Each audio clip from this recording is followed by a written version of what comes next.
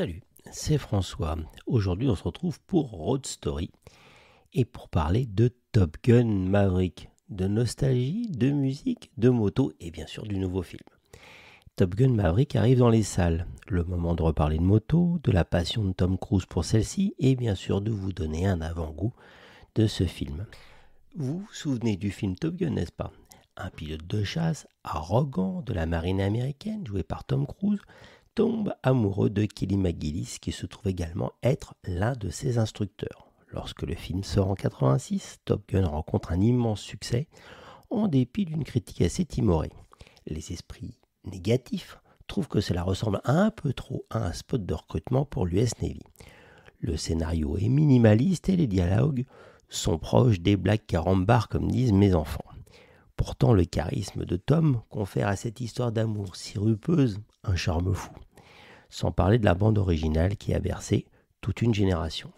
Mais sans doute, le plus important est que cette superbe bande originale est particulièrement présente pendant que Cruise et McGillis font l'amour ou roulent à moto. Et cette moto, mine de rien, est très importante. Ultra présente dans la bande-annonce de 86, on la retrouve encore plusieurs fois dans la bande-annonce de l'édition de 2022.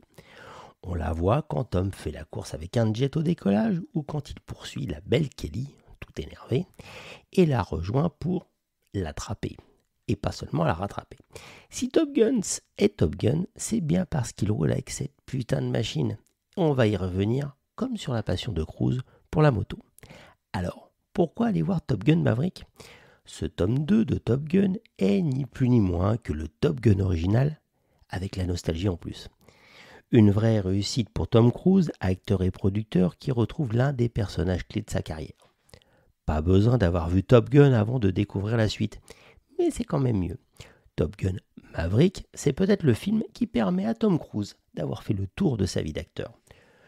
Comme ce pilote de chasse ambitieux et charmeur et arrogant, Tom Cruise a été l'un des jeunes loups qui rêvaient de conquérir Hollywood à l'aube des années 80.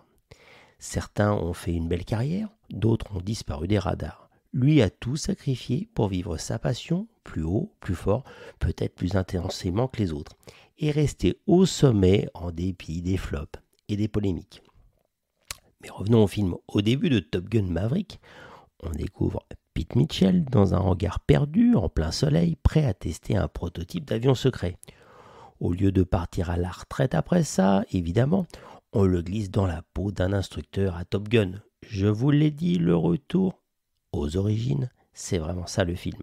Sur sa route, Pete, sa moto et ses Ray-Ban vont croiser Penny, une ex-conquête jouée par Jennifer Connelly.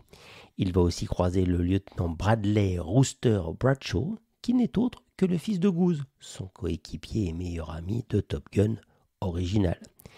C'est là que Top Gun Maverick prend un tour sympathique. De nombreuses images du premier film apparaissent discrètement, que ce soit des polaroïds punisés au mur ou de nombreux flashbacks extraits du film de 1986. Il n'y a pas que des moments de nostalgie, mais aussi des séances aériennes à couper le souffle, au moins autant que dans l'opus 1. Et puis, pour nous faire rêver, on a droit à des séquences revisitées, à moto ou à la plage. Je ne vous raconte pas tout.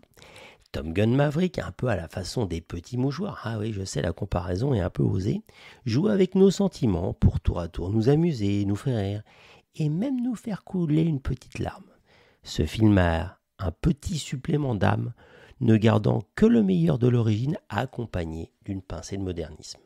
Les marques, l'industrie, la musique nous refilent de la nostalgie au kilomètre. Top Gun Maverick le fait aussi, avec un peu plus de spectacle et pas mal d'élégance. Bon, ça y est, on parle bécane? Alors, Top Gun 2 Maverick arrive et la même bécane que celle d'il y a 35 ans réapparaît. Alors, si vous ne la connaissez pas, voici un petit cours de rattrapage. La question fondamentale, de quelle moto s'agissait-il? Si vous avez vu le film de 86, il y a de fortes chances que vous vous en souveniez. Mais de quoi vous souvenez-vous? Eh bien, si vous êtes une femme, le côté romantique de cette moto, bien sûr, s'est imposé à vous. Mais le modèle, vous ne vous en souvenez pas. Vous êtes-vous même demandé sur quoi Maverick roulait? Non, vous étiez trop occupé à être jalouse de Kelly McGillis. Et si vous êtes un homme, cependant, il y a de fortes chances que vous vous soyez demandé ce qu'il conduisait, vous. Et même si McGillis était sexy, elle n'était pas aussi sexy que cette sacrée moto.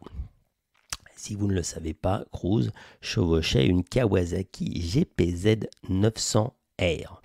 Selon Moto Revue, à l'époque, c'était une machine sexy et parfaite pour quelqu'un d'aussi immature et téméraire que Maverick, pilote de la marine. C'est certain, il s'agit d'une moto vraiment cool, à presque tous les égards. Mais qu'est-ce qui l'a rendue si spéciale et qui a fait qu'elle est rentrée dans les annales de l'histoire du cinéma? Certainement pas seulement son passage dans Top Gun, ou parce que Tom Cruise l'a piloté. Non, elle était spéciale pour d'autres raisons. Tout d'abord, ce modèle est un peu l'ancêtre de la moto de sport moderne. En d'autres termes, de nombreuses motos que nous voyons aujourd'hui sur les routes sont sa digne descendante. Bien sûr, nous pouvons probablement quand même attribuer au film le mérite d'avoir fait connaître cette moto au grand public. Kawasaki a lancé cette moto en 85 et elle était affectueusement appelée GPZ et était le successeur de la Kawasaki Z1. Elle utilisait un 4 cylindres en ligne de 908 cm3 avec une culasse assez soupape, refroidissement liquide et capable de prendre 9800 tours minute. Au milieu des années 80, ces chiffres étaient à peu près inconnus mais ne pouvaient que faire rêver. Elle était aérodynamique, très efficace dans ce domaine et de ce fait très confortable à haute vitesse. Elle était à l'aise sur les petites routes, mais les longs trajets étaient étonnamment réalisables avec elle, ce qui n'était pas vraiment le cas de toutes les ultra-sportives de l'époque. Mais avec une vitesse de pointe de 248 km/h, elle était une GT très rapide et même la plus rapide. C'est même l'une des caractéristiques déterminantes de Maverick. Il conduit la Kawasaki GPZ 900R qui était la moto de production la plus rapide au monde à l'époque. Oui, pour l'époque, c'était une moto d'enfer qui a fait rêver un paquet de motards de par le monde. Au final, cela ne doit surprendre personne qu'elle ait été choisie comme compagnon à deux roues de Tom Cruise pour ce futur film à succès. Nous sommes également sûrs que Kawasaki n'a pas hésité quand on leur a proposé ce placement produit. Ils ont probablement vu l'énorme potentiel marketing de l'utilisation de leur moto dans ce film. Et pour finir, quelques petites anecdotes concernant Tom et la moto ou tout simplement ce film. Comme vous me connaissez, en effet, j'adore raconter des petites histoires et en voici 3 au sujet de Tom Cruise. Avant de tourner Top Gun, Tom Cruise n'avait jamais piloté de moto. L'acteur était impatient d'apprendre, alors il est allé à House of Motorcycle, à El Cajon, excusez l'accent, en Californie, pour apprendre l'art de la conduite moto. Il a suivi des cours intensifs sur un parking bien anonyme et la légende dit qu'il a appris à piloter en un rien de temps. Deuxième petite histoire, Kelly McGillis mesure 1m78 et Tom Cruise est 8 cm plus petit, il mesure 1m70. Et cela a créé de sérieux problèmes pour l'équipe, car le réalisateur, les producteurs et Tom Cruise bien sûr, voulaient que les deux acteurs principaux soient de la même taille. Tom dut porter des talonnettes dans toutes les scènes avec McGillis. La dernière anecdote est aussi succulente et elle sort un petit peu de Top Gun, mais elle parle toujours de moto et de Tom Cruise dans Mission Impossible qui se déroule en plein Paris. À un moment, Tom est en moto et zigzague entre les autos sur la place de l'Étoile. Et bien lors de toute cette scène, au tournage, Tom roule à 30 km/h et le film est après passé en accéléré. Et oui, définitivement, je préfère le miaulement du 4 cylindres Kawa pleine charge faisant la course avec un F16 au décollage. À bientôt. Petit post-scriptum. Si le film vous plaît pas, je vous rembourse. Ça, c'est un petit clin d'œil à ceux qui me suivent quand je fais ce jour-là une auto et quand je fais un portrait chinois. À bientôt.